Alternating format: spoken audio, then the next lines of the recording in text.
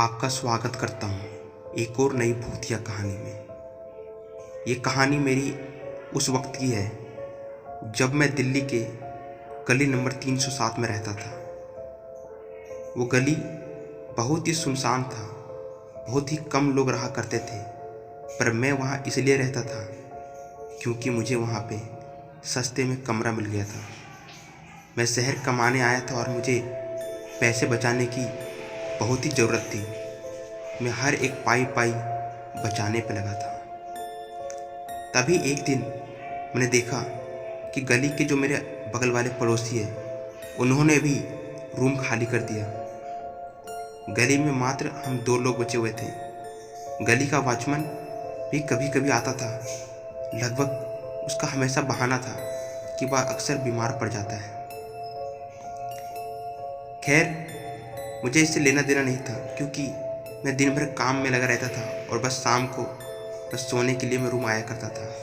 सब कुछ सही चल रहा था, पर 2021 में जो हुआ उसके बाद वो एक कहानी मेरे दिमाग पे कब्जा कर ली थी। वो कहानी तब स्टार्ट हुई जब हमारे गली में जो एक और मेरे पड़ोसी बचे हुए थे, तो लॉकडाउन पड़ गया 2021 में, तो उन्होंने कर्जे के कारण उन्होंने फांसी लगा ली और उनकी मृत्यु हो गई। मृत्यु के बाद उसके सारे परिवार वाले वहाँ से कमरा खाली करके ना जाने कहाँ पे चले गए, पर वो सोसाइटी, वो गली उसके बाद खाली खाली रहने लगी। मुझे भी कभी कभी ना जाने क्यों एक डर, एक अजीब सा एहसास होता था। वो गली का सन्नाटा, शांत, अजीब सी लगती थी। जब मैं गलियों में चलता था तो सिर्फ मेरे ही पैरों की आवाज़ पूरी गली में गूंजते थे। वॉचमैन जो था वो भी अब बहाने कर रहा था वहाँ आने से। कारण था कि सोसाइटी में कोई आता जाता ही नहीं है, सिर्फ मैं रहता हूँ। एक दिन की बात है, मैं रूम में बैठे बैठे बोर हो चुका था और मैंने सोचा चलो 2-3 राउंड लगा लेते हैं गली में, शायद मूड फ्रेश हो जाए। तो मैं अपने कमरे से बाहर निकल के गली में घूम रहा था, तो मैंने देखा कि शाम के वक्त वॉचमैन आते हैं और अपनी कुर्सी पे निकाल करके बैठ जाते हैं। तो मुझे ध्यान जाती है वॉचमैन की ओर और मैं सोचता हूँ कि चलो किसी न किसी से बात कर लेते हैं, शायद दिमाग सही हो जाए। तो मैं वॉचमैन के पास जाता हूँ और मैं पूछता हूँ, क्या राजू भैया, क्या हाल है? पहले तो वो कहते हैं ठीक है बबुआ, अपना बताओ, और बाद में कहते हैं कि तुम गांव नहीं जा रहे? मैं कहता हूँ नहीं, शायद अब खुलने वाला लॉकडाउन खुल जाए तो मुझे काम स्टार्ट कर लूँ और अभी मैं कुछ दिन रहूँगा। वो कहते हैं बबुआ मैं काम छोड़ रहा हूँ, मुझे ये काम सही लग रहा, और जो यहाँ का ऑनर है जो पूरी सोसाइटी का, वो अब मेरी सैलरी, जो मंथली सैलरी, उसमें भी कई बहाने करता है जब से लॉकडाउन आया है, तो मुझे ये काम नहीं करना। मैं कहता हूँ ऐसा क्यों बोले राजू भैया, अब रहिए ना, आप चले जाओगे फिर तो ये गली तो पूरे सन्नाटा हो जाएगा। वो कहते हैं कि बबुआ, मैं कहता हूँ तुम भी कहीं और कमरा देख लो या फिर मैं तुम्हारा कमरा कोई ढूंढ दूँ कहीं। मैं कहता हूँ नहीं राजू भैया, यहाँ पे सन्नाटा है, शांत है, मैं आराम से काम भी कर लेता हूँ, दिमाग फ्रेश होता है। अगर मैं कहीं चल जाऊँगा ना भीड़ भड़ाके इलाके में तो फिर हर चीज़ की दिक्कत होती है उधर। कहते बबुआ सही है, पर हमें यहाँ पे ना जच नहीं रहा है। और कुछ ही दिन बाद आखिरकार राजू भैया भी वहाँ से काम छोड़ देते हैं। काम छोड़ने के बाद बिल्कुल ही माहौल पूरा सन्नाटा हो गया और मैंने इसकी कंप्लेन कर दी वहाँ के ऑनर से। मैंने कहा कि सर जी, सोसाइटी पूरी खाली हो चुकी है, यहाँ के वॉचमैन भी नहीं है, तो कहीं और कोई नया वॉचमैन को लगा दो ना, बिल्कुल सोसाइटी खाली लगती है, शायद रात में कोई घुस जाए। वो कहते हैं कि देखो आप थोड़ा भी थोड़ा शांत से रहो, क्योंकि अभी जब लॉकडाउन है ना, इसके कारण कोई आदमी मिलना मुश्किल है, सारे गांव जा चुके हैं, तो अभी तो कुछ नहीं हो सकता। खैर, पर मैं कोशिश करूँगा कि जैसे ही कोई नया आदमी मिले मैं उसका लगा दूँगा, और तब तक आप रात को सोते हो तो आप गली वली बाहर से अंदर से गेट बंद कर लिया करो, अपने कमरे की गेट बंद कर लिया करो। बाकी गली में क्या है ही, सब बस खाली फ्लैट पड़े हुए हैं। उसमें कौन आएगा, और उतना कह के वो फ़ोन रख देते हैं। उसके बाद मुझे वो गली में अकेला रहना पड़ा, और तभी एक दिन शाम को मैं बैठा ही था बालकनी में, तो न्यूज आती है कि दिल्ली में 2 महीने की कड़ी लॉकडाउन लग चुकी है। अब पूरी ना इंसान यहाँ से यहाँ तक हिल ही नहीं सकता, जहाँ है वहीं रह जाए। मैं तो पूरा डर गया था, और साथ ही साथ मैं ये सोच रहा था कि अब मैं फंस चुका हूँ पूरी तरह, कोई चारा नहीं था। तो एक दिन मैं छत पे गया रात के 8 बजे खाना खाने के बाद, और जा कर के वहाँ पे चटाई बिछा कर के बैठ रहा। न जाने क्यों नींद नहीं आ रही थी।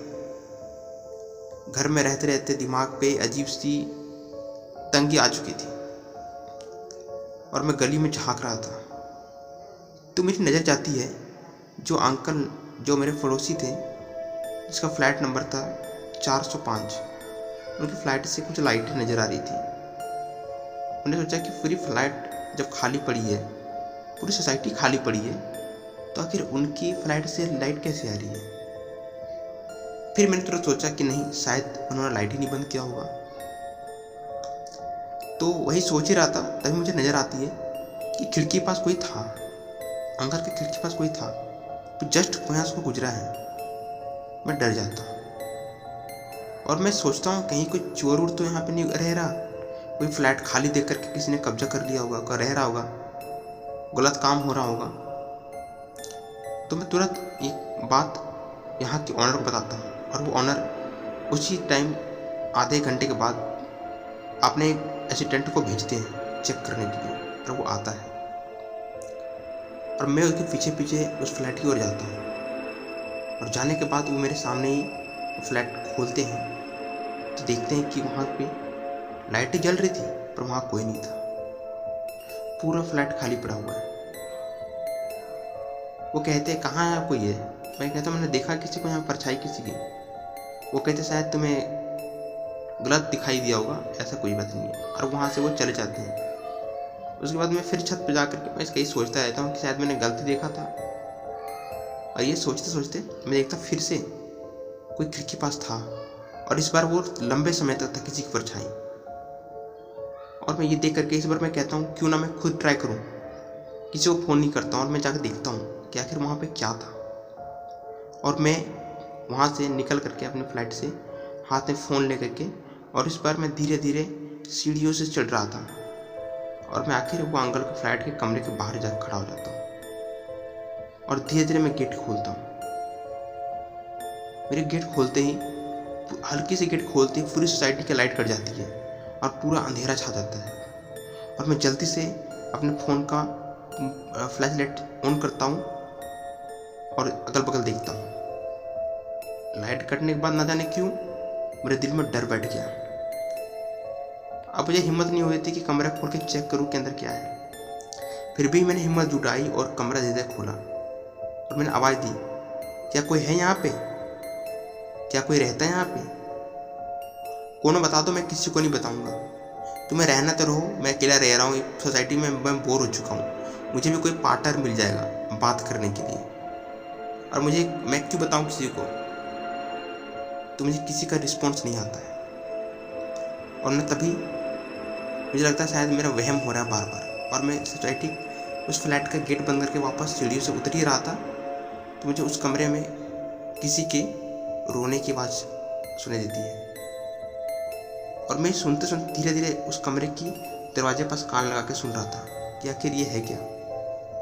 और ये आवाज़ सच में अंदर से ही आ रही थी, पर मैंने सोचा कि अंदर कुछ नहीं है, तो फिर ये है क्या। और मैंने धीरे से कमरा फिर से खोला, तो जो मैंने देखा उसके बाद मेरी रूह कांप गई। मैंने देखा कि वही अंकल जो यहाँ पहले रहते थे, वो इसी रस्सी में लटके हुए हैं, और उनकी पूरी परिवार वहाँ रो रही है। मैंने सोचा फिर परिवार यहाँ पे, अगर अंकल, फिर मैंने जल्दी से भागा और अपने फ्लैट में जाके यही सोच रहा था मैं कि अगर अंकल मर गए तो उनकी आत्मा हो सकती शायद, पर उनके परिवार। तो मैंने पता करने के लिए आखिर उनको परिवार को क्या हुआ, आखिर अभी कहाँ है, ये पता करने के लिए मैंने ओनर से वहाँ पर रह रहे उस किराएदार का नंबर मांगा।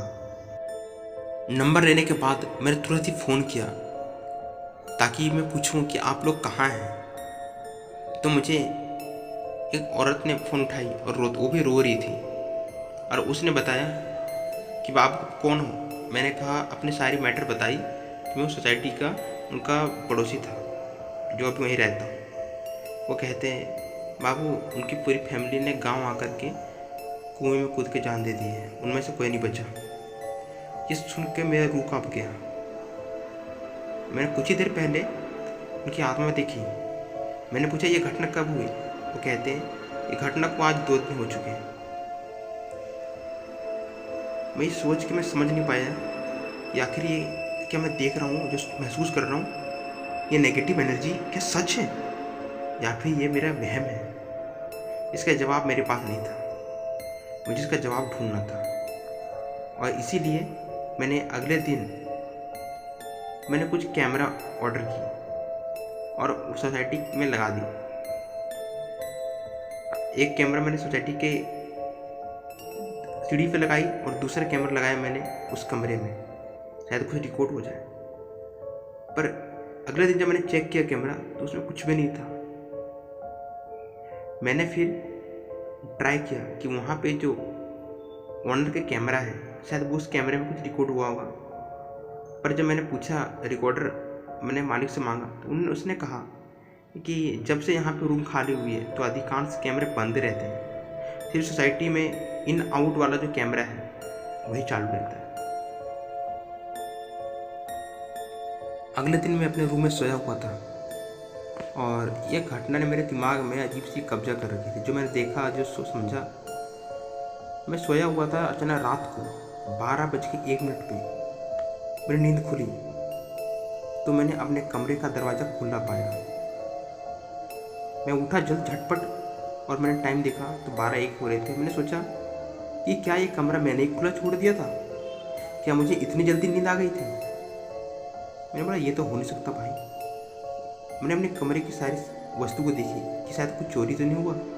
और अचानक धीरे धीरे मैं अपने बालकनी में जा करके सोसाइटी को घूर रहा था तो मैंने झट से उसी फ्लैट की ओर किसी को दौड़ते हुए देखा।